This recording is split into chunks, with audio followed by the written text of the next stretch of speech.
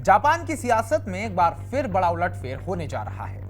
प्रधानमंत्री Shigeru Ishiba ने अपनी पार्टी लिबरल डेमोक्रेटिक पार्टी में फूट से बचने के लिए इस्तीफा देने का फैसला किया है। यह खबर जापान के सार्वजनिक प्रसारक एनएचके ने रविवार को दी। इशिबा आज शाम 6 बजे टोक्यो में एक प्रेस कॉन्फ्रेंस में अपने फैसले की आधिकारिक घोषणा करेंगे। आइए इसे आसान और रोचक अंदाज में समझते हैं कि इस्तीफा क्यों और कैसे जापान की सियासत और अर्थव्यवस्था को हिला सकता है। शिगेरू इशिबा पिछले साल सितंबर में जापान के प्रधानमंत्री बने थे, लेकिन उनका कार्यकाल मुश्किलों से भरा रहा। उनकी पार्टी और सहयोगी कोइमोइतु गठबंधन ने जुलाई 2025 में हुए ऊपरी सदन यानी कि हाउस ऑफ काउंसिलर्स के चुनाव में बहुमत खो दिया। इससे पहले अक्टूबर 2024 में निचले सदन में भी गठबंधन को करारी हार मिली थी। इन दोहरी हार ने इशिबा की साख को बड़ा झटका दिया। उनकी सरकार को संसद के दोनों सदनों में बहुमत के बिना काम करना पड़ा, जो 1955 में एलडीपी के गठन के बाद पहली बार हुआ है। इन हार के बाद इशिबा पर इस्तीफे का दबाव बढ़ता गया। पार्टी के अंदर और बाहर से उनकी नेतृत्व क्षमता पर सवाल उठने लगे। स्थानीय मीडिया के सर्वे बताते हैं कि लोग चाहते थे कि जल्द ही नया नेतृत्व चुना जाए। सोमवार को एलडीपी में नेतृत्व चुनाव को 2 साल पहले कराने पर वोटिंग होने वाली थी, जो इशिबा के लिए अविश्वास प्रस्ताव जैसी थी। लेकिन अब खबर है कि वोटिंग रद्द हो सकती है, क्योंकि इशिबा ने खुद इस्तीफे का रास्ता चुन लिया है।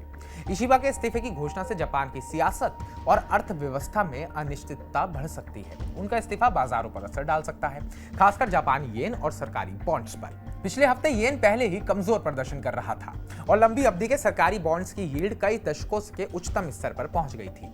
निवेशक अब इस बात को लेकर चिंतित हैं कि नया नेतृत्व जापान की आर्थिक नीतियों को किस दिशा में ले जाएगा। इशिबा के इस्तीफे के बाद एलडीपी में नए नेता के लिए होड़ शुरू हो जाएगी। नए उम्मीदवार को कम से कम 20 सांसदों का समर्थन चाहिए होगा।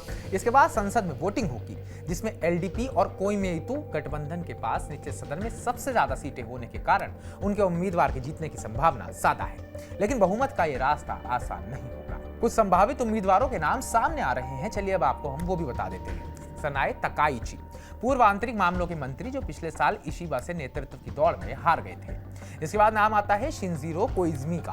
पूर्व प्रधानमंत्री के बेटे हैं, जो युवा पीढ़ी में लोकप्रिय है और पार्टी को नया चेहरा दे सकते हैं। अगला नाम है तकायुकी कोबायाशी, दक्षिणपंथी विचारधारा वाले पूर्व आर्थिक सुरक्षा सलाहकार। योशिमासा हायाशी, वर्तमान में चीफ कैबिनेट सेक्रेटरी। और भी कुछ नाम हैं जो प्रधानमंत्री की रेस में अब चल रहे हैं। एलडीपी के अगले नेता के सामने सबसे बड़ी चुनौती होगी जनता का भरोसा दोबारा जीतना।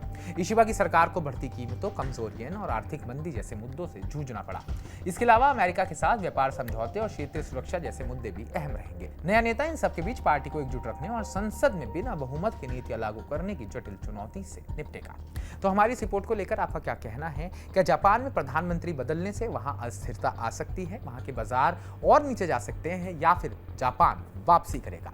आपको क्या लगता है? कमेंट बॉक्स में कमेंट करके हमें जरूर बताइएगा। बाकी ताजा अपडेट्स पाने के लिए TV9 भारतवर्ष को सब्सक्राइब कीजिएगा।